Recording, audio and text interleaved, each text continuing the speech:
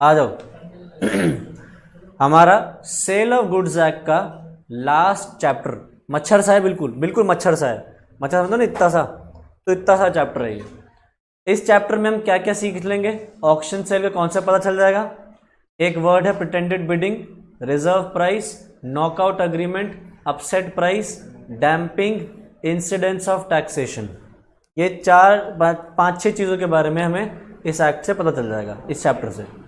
ठीक है। अब ऑक्शन समझते हो क्या होता है? अगर यहां ना देखें तो ऑक्शन से क्या समझते हो?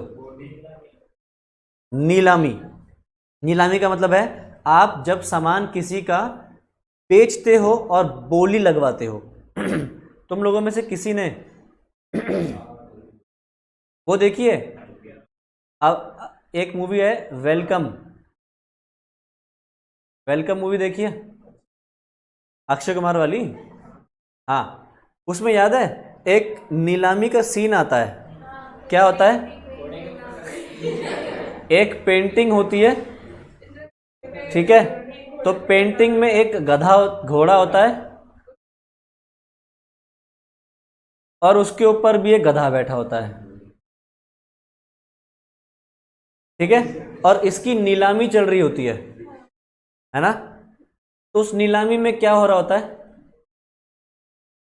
देखने से तो बकरी लग रही है, बट ठीक है, तुम समझ गए कि ये मतलब ऐसी ही पेंटिंग थी वहां, ठीक है, ऐसी ही पेंटिंग थी और उसकी नीलामी हो रही थी। तो क्या कर रहे थे?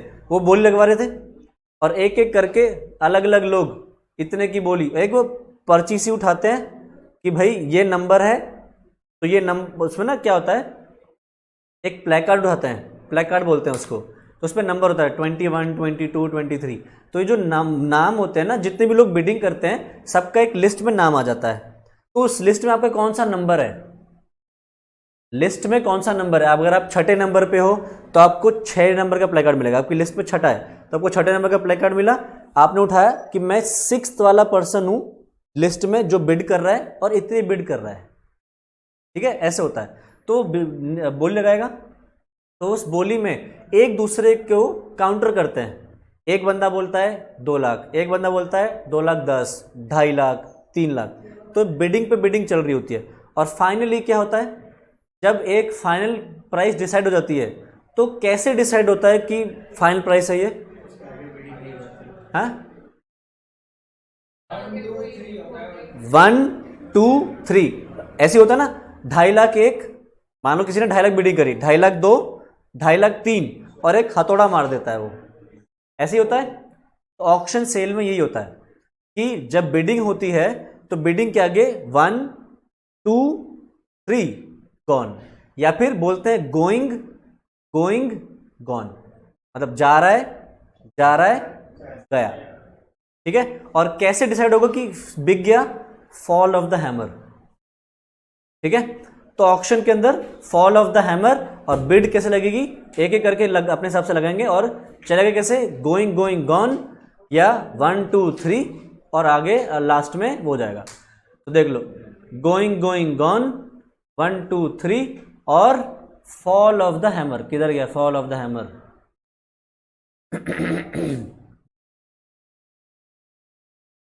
ठीक है। तुम लोगों ने वो नहीं देखी होगी शायद, एक फिल्म थी ओम जय जगदीश, देखिए ये फिल्म। अनिल कपूर, फरदीन खान, अभिषेक बच्चन, ये 3 लोग थे। तो इन लोगों का घर नीलाम हो रहा था, तो उस घर नीलामी में एक दूसरे का, ये अपना एक घर बचा रहे थे, तो एक एक करके सब बिडिंग कर रहे थे, ठीक है। तो अब इसमें देखो होगा क्या, ये सब बेसिक सी चीजें, इसको मैं रीड नहीं कर रहा, तुम्हें पता है नीलामी कैसे है। तो नीलामी का एक तरीके से स्टेप्स हैं, समझ लो। Sale of goods in lots, अगर आपने गुड्स अलग अलग लॉट में बांट रखे हैं तो हर एक लॉट के लिए अलग बिडिंग चलेगी। तुम लोगों ने वो फिल्म देखी है? मुझे फिल्मों से याद आ रहा है कि तुम लोगों को फिल्मों में जल्दी जल्दी पता चलेगा। एक अनुष्का शर्मा शाहिद कपूर की एक फिल्म आई थी, बदमाश कंपनी। नहीं, बदमाश कंपनी जिसने भी देखी है उसमें भी देखना, वहां पे भी वो कस्टम से जब माल खरीदते जाके तो उस सामान पे भी नीलामी करते थे, ठीक है, तो हर एक लॉट के लिए अलग बिडिंग होगी। ऐसा नहीं है कि आप एक एक करके सारे लॉट्स की एक साथ बिडिंग करोगे, हर लॉट की अलग बिडिंग। ठीक, सेल कब कंप्लीट होगी? By fall of the hammer.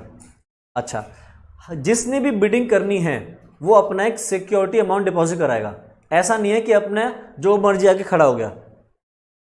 जैसे अगर मैं यहाँ पे लेट अस सपोज मैं कंप्यूटर की बिडिंग करवा रहा हूँ, कह रहा हूँ कंप्यूटर में बोल लगाओ, तो जब बिडिंग करवाऊंगा तो तुम सीरियस भी हो या नहीं, या बस हवा में उड़ाने के लिए आप बैठ गए, मजे मारने के लिए बैठ गए, इसलिए क्या कहा जाता है कि सिक्योरिटी अमाउंट देना पड़ता है। ठीक है, अगर तुम्हें वो गुड्स मिल गए, मान लो ये कंप्यूटर पे बिडिंग करवा रहा हूं मैं और तुम्हें ये कंप्यूटर मिल जाता है, तो जितने तुम्हें पैसे देने उसमें से सिक्योरिटी अमाउंट कट जाएगा, तुम्हें बैलेंस पैसे देने होंगे। तुम्हें वो गुड्स नहीं मिले तो वो सिक्योरिटी अमाउंट तुम्हें वापस मिल जाएगी। सिक्योरिटी अमाउंट है तो वापस तो मिलनी चाहिए, पर बिना सिक्योरिटी के तुम्हें बिडिंग अलाउड नहीं होगी। ठीक है, मान लो कि तुमने बिड करा, तुम्हें गुड्स मिल गए, पर बीच बाद में मना कर देते हो तुम, तो सोचो कितना पोपट बन गया मेरा। मैं कंप्यूटर बेचने निकला हूं, तुमने सबके सामने मान लो आर्यमन ने अपनी बिड लगा दी और आर्यमन ने कंप्यूटर के लिए कह दिया कि मैं इतने पैसे दूंगा। ठीक है, सबका सबसे हाईएस्ट बिड इसकी थी, और बाद में कह देता है मुझे नहीं खरीदना, तो होगा ना पोपट। तो क्या करूंगा मैं, इसका सिक्योरिटी अमाउंट काट लूंगा, तुम लोगों का वापस कर दूंगा और उसका काट लूंगा क्योंकि उसने रिजेक्ट कर दिया। क्लियर है? क्यों मिलेंगे? जब वो मना कर रहा है, मना कर रहा है ना वो, और पैसे नहीं दे रहा, तो मैं पागल हूं कि भाई सिक्योरिटी अमाउंट दे दूं, तो इसको ले तू ये ले जा, है मॉनिटर ले जा और बाकी छोड़ जा। कुछ नहीं मिलेगा, कुछ नहीं मिलेगा। क्या? वापस देने पड़ते हैं, एग्जैक्टली। नेक्स्ट, अच्छा एक चीज और, क्या सेलर, मान लो मैं कंप्यूटर बेच रहा हूं, तो क्या मैं अपने आप भी बिडिंग करूं गुड्स पे? नहीं, बेसिक रूल है नहीं, क्योंकि अगर मैं अपने गुड्स पे खुद बिडिंग कर रहा हूं तो इसका मतलब क्या है, मैं जानबूझ के दे रहा हूं, मैं जानबूझ के दे रहा हूं ताकि मैं गुड्स की प्राइस बढ़ा सकूं, है ना। मुझे दिख रहा है तुम लोग इंटरेस्टेड हो, तो मैं क्या करूंगा, अपना एक आदमी बैठा दूंगा और वो चुपचाप इस पे बिडिंग करता रहेगा। तो ऐसा नहीं कर सकता मैं। अगर मुझे ऐसा करना है कि मुझे अपना भी एक बंदा बैठाना है, तो मैं क्या करूंगा, तुम लोगों को इन्फॉर्म करूंगा कि मैं अपनी तरफ से भी बिडिंग करूंगा और मेरा भी एक आदमी बैठा होगा जो बिडिंग करेगा। ठीक है, अब मेरा सिर्फ एक ही आदमी बैठा हो सकता है, 4-5 नहीं। Only and only 1 person can bid on my behalf. या तो मैं खुद कर लूं या मैं अपनी तरफ से एक आदमी को बैठा लूंगा, वो बिडिंग करेगा। अब मैं ऐसा क्यों करना चाहूंगा? तुम कहोगे कि सर अपने ही सामान पे खुद बोली लगा रहे हो, तो फिर क्यों कर रहे हो, बेच ही क्यों रहे हो, क्या फायदा, आपको दौरा पड़ा है जो अपने ही सामान पे लगवा रहे हो।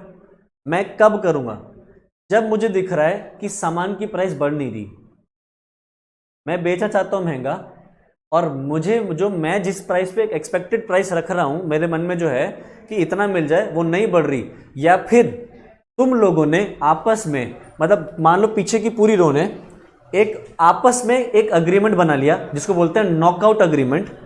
तुम लोगों ने आपस में कॉन्ट्रैक्ट बना लिया कि तुम में से कोई बिडिंग नहीं करेगा, सिर्फ एक आदमी अकेला बिडिंग करेगा, तो क्या होगा, कंपटीशन कम हो जाएगा। चाहिए तुम सभी को, पर एक ही आदमी बिडिंग कर रहा है, तो क्या हो रहा है, गुड्स के प्राइस ही नहीं बढ़ेंगे। जितनी बोली लगेगी उतनी प्राइस बढ़ेगी ना, बोली लगाने वाले कम हो गए तो प्राइस कम हो जाएगी। तो मैंने क्या करूंगा, ऐसे में मैं अपना एक आदमी बैठा दूंगा, तुम करो बिडिंग। मान लो अजीत तुम लोगों की तरफ से बिडिंग कर रहा है, तो मैं क्या करूंगा, अपना एक आदमी बैठा दूंगा। अजीत ने लगाया सिर्फ 2 लाख, मुझे 2 लाख में बेचना नहीं, मैं कर दूंगा 2.5 लाख। अब वो कह रहा है अरे यार, फिर अजीत 2.5 लाख से ऊपर लगाएगा, मुझे 2.5 लाख से ऊपर बेचना है, मैं फिर 2.5 लाख से ऊपर उसकी बोली प्राइस ऊपर कर दूंगा। तो क्या होगा, मैं अपना सामान थोड़ा महंगा बेच पाऊंगा, तुम लोगों का जो ये अग्रीमेंट है उसको तोड़ दूंगा। ठीक, या फिर और क्या कर सकता हूं, तुम लोगों को एग्रीमेंट तोड़ने के लिए एक रिजर्व प्राइस सेट कर सकता हूं। रिजर्व प्राइस समझते हो, एक मिनिमम प्राइस सेट कर दी, इससे कम में तो बिकेगा ही नहीं, तो क्या होता है, रिजर्व प्राइस या फिर अपसेट प्राइस। ठीक है, अगर किसी ने मिनिमम प्राइस नहीं लगाई तो मैं बेचूंगा ही नहीं। ठीक है, तो जैसे कई बार होता है कि बैंक्स किसी ने लोन लिया और सामने वाला लोन नहीं दे पाया, तो बैंक क्या करता है, उसकी प्रॉपर्टी जब्त कर लेता है। तो मान लो किसी आदमी ने घर के लिए लोन लिया था और वो घर की ईएमआई नहीं चुका पाया, तो बैंक ने उसका घर जब्त कर लिया। बैंक जब उसको बेचने जाता है तो बैंक उसको एक मिनिमम प्राइस सेट कर देता है कि मैं इतने पे ही बेचूंगा। अगर उतनी बोली किसी ने लगा दी तो उसके बाद बोली लगनी शुरू हो जाती है। किसी ने नहीं लगाई बोली तो वो वहीं पे फंसी रहेगी और सामान नहीं बिकेगा, क्योंकि आपने मिनिमम प्राइस जो सेट करी वो किसी ने ली नहीं। ऐसा हो रहा था, अगर तुम्हें याद हो, किंगफिशर के साथ हुआ है। किंगफिशर के जो एसेट्स हैं, जो विजय माल्या के जो एसेट्स हैं, वो बेचने की कोशिश कर रहे थे बैंक्स, और एक मिनिमम प्राइस सेट कर देते थे। लोग उतनी मिनिमम प्राइस बोली लगाते ही नहीं थे उस चीज़ों की, तो जब वो लगाते थे तो उसका सामान नहीं बिकता था, बैंक से पैसा रिकवर ही नहीं होता था। ठीक है, तो ये होती है reserve price, upset price. Knockout agreement क्या है? तुम लोग आपस में, जितने भी बिडर्स हैं, आपस में कॉन्ट्रैक्ट कर लेते हैं कि हम एक दूसरे के अगेंस्ट बिडिंग नहीं करेंगे और हमारी तरफ से एक ही बंदा बिडिंग करेगा। तो ये जो नॉकआउट एग्रीमेंट है ये इलीगल नहीं होती, this is not illegal. But मैं इस नॉकआउट एग्रीमेंट को कैसे तोड़ सकता हूं? या तो अपना एक बंदा बैठा दूं या फिर एक रिजर्व प्राइस सेट कर दूं, तो तुम्हारा एग्रीमेंट टूट सकता है। ठीक है, तो सेलर का क्या, जनरली क्या सेलर के पास अधिकार है बिड करने का? जनरल रूल क्या है? नहीं कर सकता। अगर करना है तो इन्फॉर्म कर दो सबको, तब कर सकते हो। और कितने लोग कर सकते हैं मेरे ब्याह पे बिडिंग? 4-5 कर सकते हैं? नहीं, सिर्फ मैं या मेरे ब्याह पे कोई एजेंट। प्रिटेंडेड बिडिंग वही है, नाम से समझ रहा है, प्रिटेंस से आ रहा है, जानबूझ के झूठ मूठ में प्रिटेंड करके बिडिंग बढ़वा रहा हूं, तो क्या मैं ऐसा कर सकता हूं? नहीं। तो प्रिटेंडेड बिडिंग अगर है तो कॉन्ट्रैक्ट क्या होगा? वॉइडेबल हो जाएगा at the option of the buyer. However, the seller may expressly reserve the right to bid at the auction, and in such case, the seller or any one person on his behalf may bid at the auction. But there should be only one person on behalf of the seller. If there are more than one person, the intention is to raise the price and is fraudulent. ठीक, next है reserve price. बता दिया मैंने, minimum price set by the seller below which he does not wish to sell. ये हो गई हमारी reserve price, यही होगी हमारी अपसेट प्राइस। और नेक्स्ट क्या है? Knockout agreement. पढ़ लो जल्दी से एक बार, नॉकआउट एग्रीमेंट क्या कह रहा है? It is a form of combination of buyers to prevent competition among them at an auction sale. आपस में कॉन्ट्रैक्ट में कॉम्पिटिशन ना करें, इसके लिए वो क्या कर रहे हैं? एक अग्रीमेंट कर रहे हैं। They agree that they will not raise the bid against each other and one of them will bid at the auction. एक अकेला ही आदमी बोली लगाएगा। When the goods have been purchased, they will share the profits. Prima facie, a knockout agreement is not illegal. However, if the intention of the parties is to defraud the third party can claim damages. आगे, the seller may protect his interests against such agreements by reserving his right to bid at the auction or by fixing a reserve price. मैं इस knockout agreement को कैसे तोड़ सकता हूं? या तो अपना एक आदमी बैठा दूंगा या फिर एक रिजर्व प्राइस सेट कर दूंगा। अपसेट प्राइस हो गई डैम्पिंग और ये इंसिडेंस ऑफ एक्शन, ये दोनों चीजें रह गई। डैम्पिंग क्या है? जब कोई किसी को बोली लगाने से रोकता है by pointing out the defects. मान लो ये दो लोग हैं और इस आदमी को ये गुड्स खरीदने से रोकना चाहते हैं। मान लो ये गुड्स हैं जो ऑक्शन पे लगे हुए हैं, इनको दिख रहा है, इन दोनों को दिख रहा है कि ये भी आदमी इसमें इंटरेस्टेड है, तो ये क्या कोशिश करेंगे? ये भी इंटरेस्टेड है, ये भी इंटरेस्टेड है, तो क्या चाहेंगे? कम से कम लोगों तो क्या होगा? बोली कम लगेगी, सस्ते में मिल जाएगा।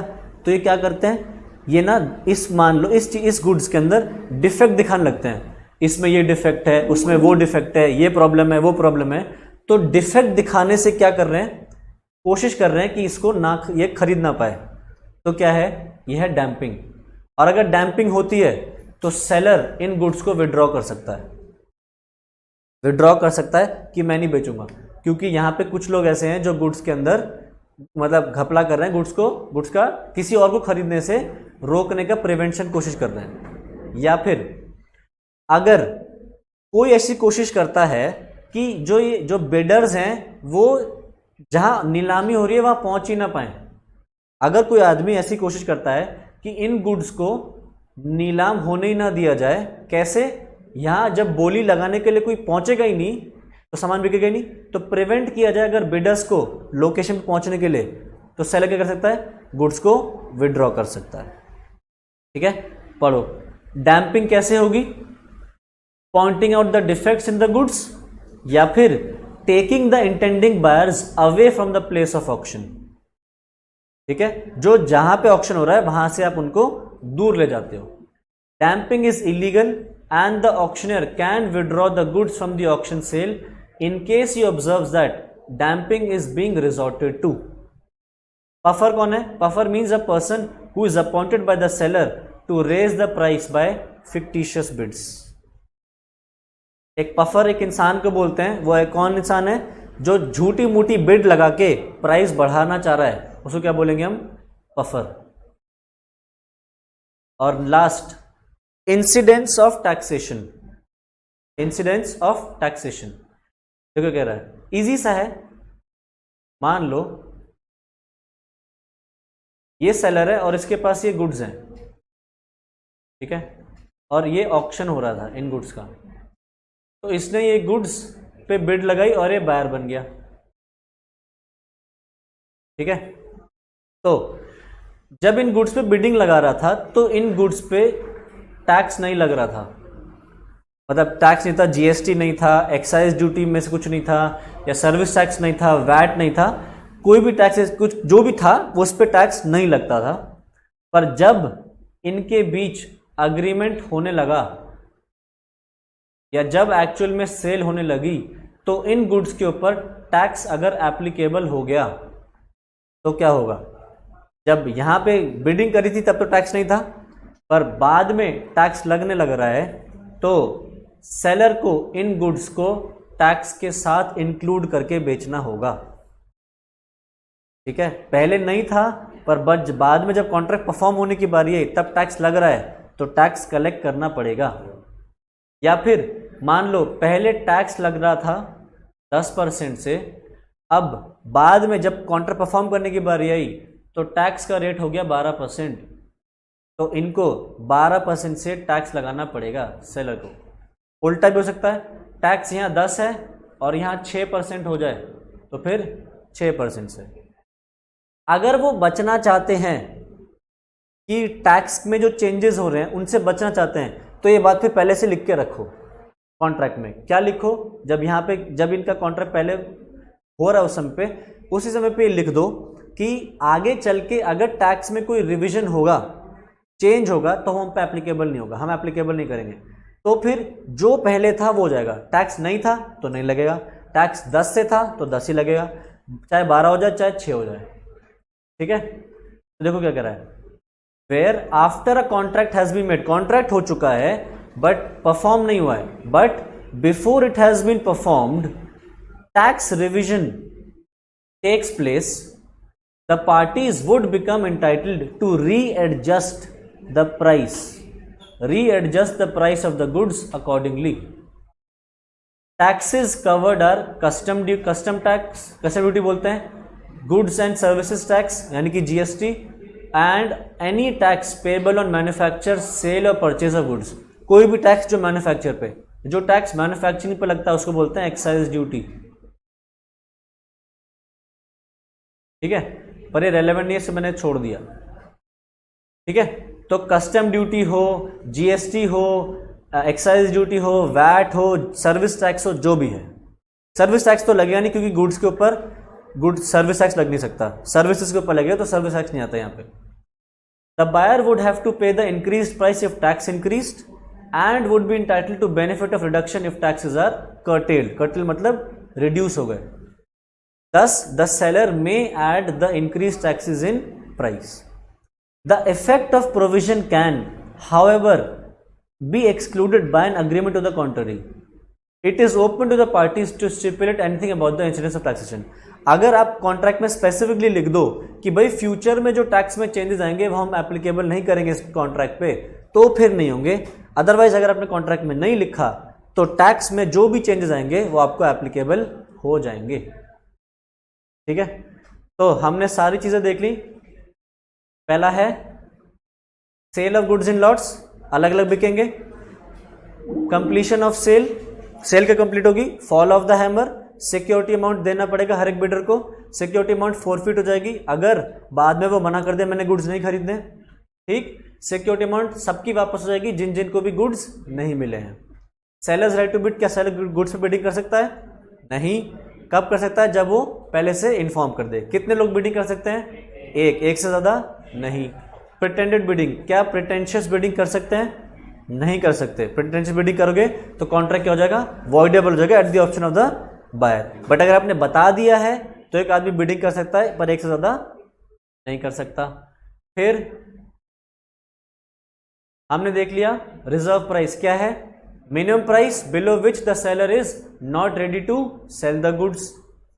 नॉकआउट अग्रीमेंट, बायर्स आपस में कॉन्ट्रैक्ट कर लेते हैं कि वो मिलके एक ही बंदा बिड करेगा, सारे लोग बिडिंग नहीं करेंगे, एक दूसरे के अगेंस्ट कंपटीशन नहीं करेंगे। क्या नॉकआउट अग्रीमेंट इलीगल है? नहीं। कर सकते हैं, बट उससे बचने के लिए हम क्या कर सकते हैं? सेलर या तो सेलर बिडिंग कर ले या फिर रिजर्व प्राइस सेट कर दे। अपसेट प्राइस या रिजर्व प्राइस सेट कर ले। Upset price is nothing but reserve price. Damping क्या है? एक पार्टी दूसरी पार्टी को बिडिंग करने से रोकना चाहती है। कैसे? By pointing out the defects in the goods, या फिर उनको उस प्लेस ऑफ ऑक्शन से दूर ले जाने की कोशिश करते हैं। तो डैम्पिंग इलीगल है, तो सेलर क्या कर सकता है? गुड्स को विड्रॉ कर सकता है, अपने पास से हटा सकता है। पफर कौन है? पफर कौन है? सेलर के बिहाफ पे जो बंदा बिडिंग कर रहा है, फिक्टिशियस बिड जो लगा रहा है, वो है हमारा पफर। हाँ, प्राइस बढ़ाने के लिए। इंसिडेंस ऑफ टैक्सेशन, टैक्स पहले नहीं था और अब टैक्स लग रहा है, तो क्या नया टैक्स लगेगा? पहले टैक्स 10 था अब 12 लग रहा है, तो कितना लगेगा? पहले 10 था अब 6 लग रहा है। क्या बच सकते हैं इस चीज से? कैसे? पहले से कॉन्ट्रैक्ट में लिख दो कि हम टैक्सेशन में जो भी रिवीजन होंगे उनको एप्लीकेबल नहीं करेंगे। ठीक है, तो यहां से हमारा ऑक्शन सेल भी फिनिश हो गया। ठीक है, तो हमारा कॉन्ट्रैक्ट एक्ट फिनिश हो गया है, हमारा सेल ऑफ गुड्स एक्ट भी फिनिश हो गया है। अब हमारे क्या रह गए हैं? पार्टनरशिप एक्ट रह गया है, एलएलपी एक्ट रह गया है और कंपनीज एक्ट रह गया है। ये 3 एक्ट्स हमारे रह गए हैं, हमने इनको अगली क्लास में शुरू करना है। अगली क्लास में ये स्टार्ट होगा पार्टनरशिप एक्ट 1932। तो इसमें हमारे 4 चैप्टर हैं, इसमें 1 चैप्टर है, इसमें 1 चैप्टर है। चैप्टर ज़्यादा बचे नहीं हमारे। ठीक है, किसी कुछ पूछना है तो पूछ लो।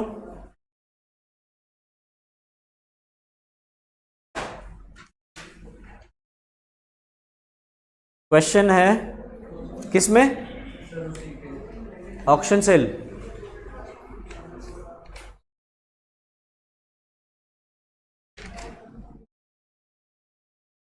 क्वेश्चन कह रहा है x purchased a VCD at a public auction, neither the auctioneer nor x knew at that time that the VCD was a stolen property.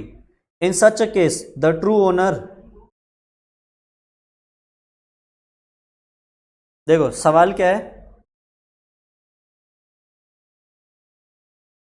एक बंदा है जो सामान ऑक्शन कर रहा है, तो जो बंदा सामान ऑक्शन करता है उसको बोलते हैं ऑक्शनियर। ठीक है, तो इसके पास कुछ गुड्स थे जो ये बिडिंग कर रहा, जिसको बेच रहा था, और इसने ये इसको बेच दिए। बाद में पता चलता है कि ये जो गुड्स थे ये स्टोलन प्रॉपर्टी हैं, चोरी करे हुए हैं। तो सवाल ये है कि क्या जो ओरिजिनल ओनर है, अगर ओरिजिनल ओनर मिल जाता है और ओरिजिनल ओनर इस बंदे से सामान वापस ले सकता है या नहीं, तो ये इस बात पर डिपेंड करेगा कि एक्स ने गुड फेथ में लिए हैं या नहीं।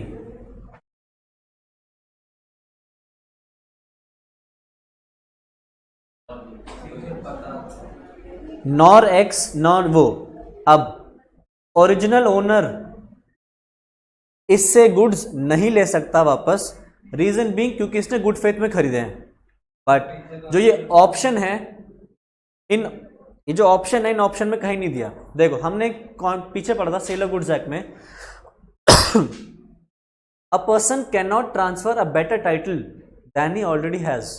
अगर आप ओनर नहीं हो तो आप सामने वाले को ओनर नहीं बना सकते, अगर आप ओनर हो तभी सामने वाले को एजेंट, सामने वाले को ओनर बना सकते हो। इससे कुछ एक्सेप्शंस थे, जैसे कि एजेंट था। तो अगर इसने एक्स ने गुड फेथ में खरीदा है तो एक्स ये गुड्स एक्स से गुड्स वापस नहीं ले जा सकते। Original owner can not recover.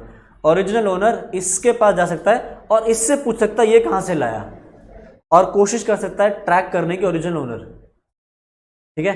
But अगर नहीं मिलता है तो वो इन गुड्स का पैसा ऑक्शनियर से वापस ले लेगा।